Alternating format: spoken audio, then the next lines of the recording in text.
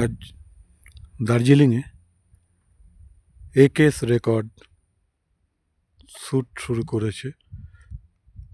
এখন খুব ভালো আবহাওয়া, রৌদ্র উজ্জ্বল।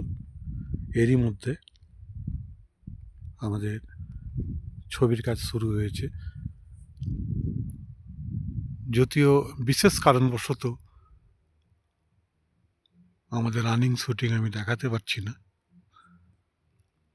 কারণ আমাদের এডিটর বলেছেন এডিট করে তারপরেই ছবি দেখাবে। তো আমি পরিবেশটা দেখাচ্ছি, আপনাদের দেখুন।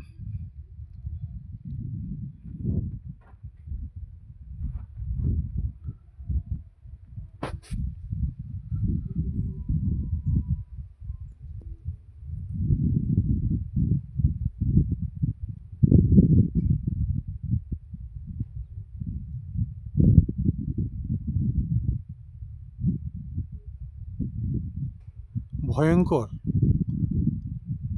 অথচ ভীষণ ভালো লাগছে। এখানকার মাটি এতই আলগা, পুরীর সমুদ্রের মতো বালি বালি পাথর পাথর মাটি, এবং খুবই আলগা, হড়াডড় হড়কে যাচ্ছে। তারই মাঝে কত সুন্দরভাবে এই হোটেলটা দাঁড়িয়ে রয়েছে। খুব ছোট্ট হোটেল। আমারই এক পরিচিত দাদা বন্ধু, যার বাড়ি কলকাতায়, সেই সূত্রেই আমি এখানে আসতে পেরেছি। তা নাহলে হয়তো আমাদের মতো এরকম ছোট্ট একটি ইউটিউব চ্যানেল একেএস রেকর্ড, তার আসা সম্ভব হতো না। যদিও দাদা তার নাম বলতে নিষেধ করেছেন। ধন্যবাদ দাদাকে। খুব মিষ্টি দাদাটা, খুব ভদ্র এবং এত ভালো, এত হেল্পফুল আমি আজ পর্যন্ত কোনো জায়গায় পাইনি। এবং তার পছন্দ, তার প্রত্যেকটা জিনিস দেখুন, মানে প্রকৃত অর্থে ক্যামেরা যা চাই সেই রকমই।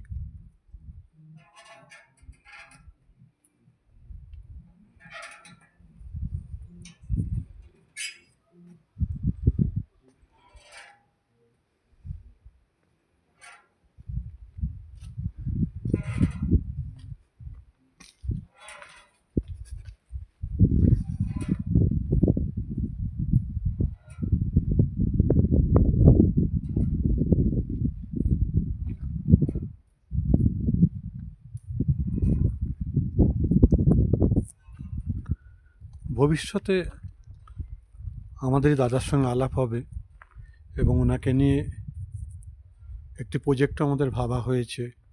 আজই সকালে চা খাওয়ার সময় আলোচনা হচ্ছিল। আমরা একেএস রেকর্ডের তরফ থেকে চেষ্টা করব দাদার সেই স্বপ্নের প্রজেক্টকে পূর্ণ করার বা পূরণ করার।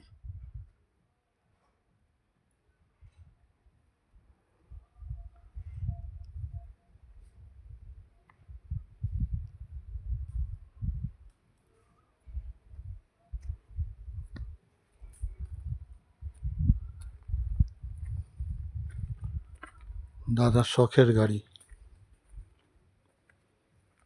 যদিও এখন 4 হুইলার চাপেন, তবু দাদা এটা খুব শখের এবং অনেক পুরনো গাড়ি।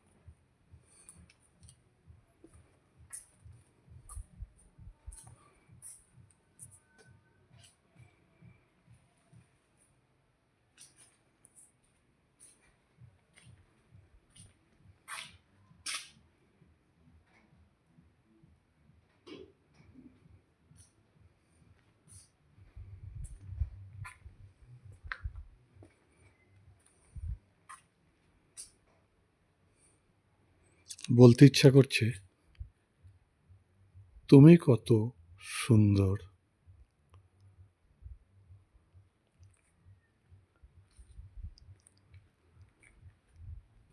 সত্যি মায়াবী পাহাড় যেখানটা দেখছি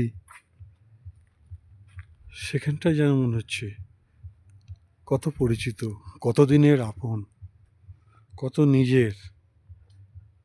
অথচ আমরা এসেছি মাত্র 4 দিনের জন্য। জানি না 4 দিনে কতটা আমরা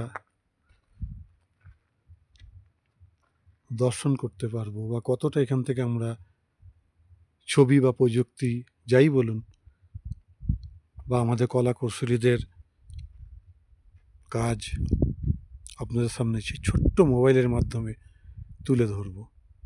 কারণ এটা তো আর বড় পর্দা নয়, মাত্র এইটুকু। ক্যামেরা বড় হলে হবে কি, মোবাইল তো ছোট। এই পর্দার মধ্যে দেখানো, এবং যিনি এডিট করবেন এবং যিনি ক্যামেরাম্যান রয়েছেন কতটা ক্যাপচার করতে পারবে আমি জানি না, কিন্তু আমি চোখ দিয়ে দেখছি সত্যি কি অদ্ভুত